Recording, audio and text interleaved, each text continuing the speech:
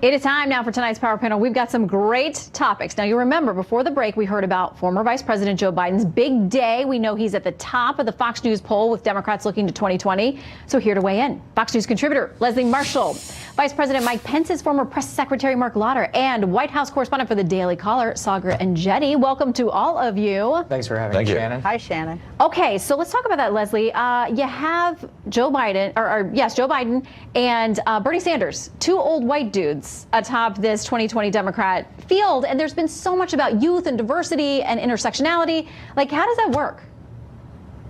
Well, as a Democrat, I do feel that those of us on the left want to see an old white guy in the office right now called Donald Trump become a one-term president. So it really doesn't matter the diversity, if you will, of the candidate. It matters the strength of the candidate being able to beat Donald Trump and make him a one-term president. I've said before on your show, I think Joe Biden is that candidate because I think he could embrace the working class in states like Michigan, Wisconsin, and Pennsylvania. And in addition to that, I think he could, with that no malarkey attitude verbally, I think he could give Trump a run for his money in sparring.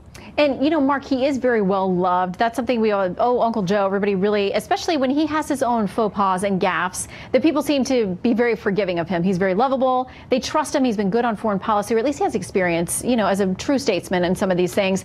But we all know that once somebody actually starts running, the knives come out from your own party and from externally, too. I mean, do you think that will happen to him as much of a beloved character as he is? Absolutely. You're going to have 30, 40 Democrats running, and what they're all going to do is run to as far left as they can go, because that's how you're going to get the nomination. Vice President Biden is not, the far left progressive candidate, but he's going to face a bunch of far left progressive candidates. He'll be dragged that way, and the voters will insist that he go that way to get their votes. Mm-hmm. Okay. One of the other things that came up in our Fox News polling, the president's handling of different issues. At the top of the list for him was the economy. 50% approve, 43% disapprove. That's one of the places where he's at a plus, Saagar, and it's something that we know a lot of voters respond to. If they're doing well, they have money in their pockets, they've got food on the table, the kids can go to college. That's something that really resonates when people finally decide to go to the ballot box. Yeah, that's absolutely right. And we see a lot of the things that dominate the headlines here in Washington. They're not really the things that a lot of people care about. As long as, gas prices are decent, as long as they see the economy trending upwards, those are the things that they look for. And then they want to see where they can cut costs on maybe issues like health care. And then we have a few of the cultural things like immigration that they do end up caring about, or climate change in the half of the Democrats, like was being talked about earlier. So as long as the economy stays steady, the president's probably going to be in pretty good shape heading into re-election. Okay, so let's talk about cultural issues since you bring that up. I want to read a headline from lifenews.com. The headline is, Democrats introduce bill requiring U.S. to call abortion a human right. Now, this is referring to a report put together by the State Department. It says the Reproductive Rights or Human Rights Act would require the U.S. State Department to include abortion on demand and other reproductive rights in its annual human rights report. It's a reaction to the Trump administration, which earlier this year prioritized real human rights issues by removing references to so-called rights to abort an unborn child from the report. That's their characterization of it. Leslie, your response? Well, first of all, it is Life News in their characterization. It is not, in my opinion, and if you just look at what was there versus what's being asked to be put back, entirely accurate. This was part of the State Department. We're not saying abortion is a human right, but we are saying that women's rights are human rights, to quote Hillary Clinton, and furthermore, that a reproductive right is part of a woman's right because it's part of her body. Now, having said that, it's not just about abortion. It's not just about birth control. There are countries in this world that have forced abortions, forced sterilization. That all comes under the umbrella of reproductive rights, and we as a nation should be included and be in watch and be aware of and look at what the statistics are internationally with regard to those issues that surround women and their reproductive rights. And Marc, my understanding is the State Department is going to be including those kinds of things like forced abortion and forced sterilization, but they draw the line at calling abortion on demand a, quote, right. They don't want to identify it that way in these State Department reports. That's absolutely correct, because this administration is the most pro-life administration that we have seen in many generations. And there's no circumstance that I can see where this administration is going to say taking a human life is a human right. It's just morally offensive to even compare those two or to equate them. We will fight for women's rights and for refugees and to stop these forced sterilizations and abortions that are going on.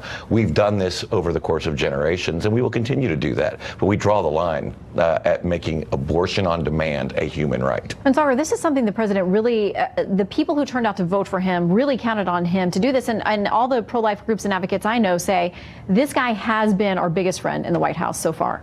Yeah, I mean, he's probably going to, if this were to go anywhere, he would forcefully reject it. He knows that the evangelicals are a huge part of the reason that he's been put into the White House. You know, he said that he had a personal conversion to the pro-life issue some time ago, and he has really stood firm on this. And like you said, all of the pro-life groups that I speak to on a regular basis have told me that they are absolutely, you know, in any interest group that has supported this president, they are probably the ones who have come out the best in terms of this administration. Now, we're going to talk a little bit later about this week that a number of them are very upset that he hasn't found a way to defund Planned Parenthood, and that's more on the Hill, and they're upset with lawmakers not getting it together on that. All right, one final topic I want to get you all to comment on this. This has to do with Sports Illustrated using Dr. Christine Blasey Ford, obviously the Justice Kavanaugh accuser, to present an award to a young woman, a lawyer, a former gymnast who stepped up and was one of the people to expose Larry Nassar, who has pled guilty to child porn charges and a number of sexual assaults. Beckett Adams, writing in the Washington Examiner, "What's wrong with you?" Sports Illustrated says, by trotting out Ford as some sort of celebrity abuse victim, the magazine has devalued its Inspiration of the Year trophy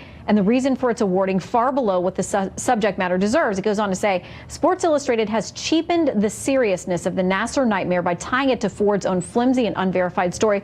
Quick response from each of you. We'll start with you, Leslie.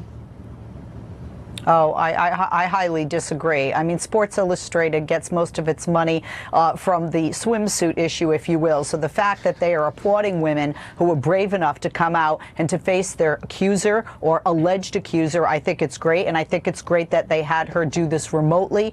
We have to remember that this woman who pointed to Nassar was the first of over 400 women that came forward. That takes guts. Marc? I think the right thing has happened in both cases. Larry Nassar is going to rot in prison for the rest of his life, and this gymnast should be celebrated for her bravery. And Brett Kavanaugh is a justice of the United States Supreme Court. Saagar for life.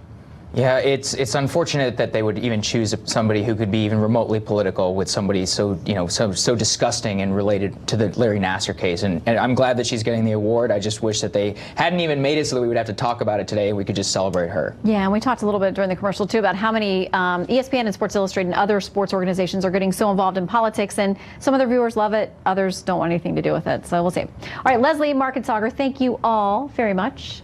Thanks, Thank Shannon. you, Shannon.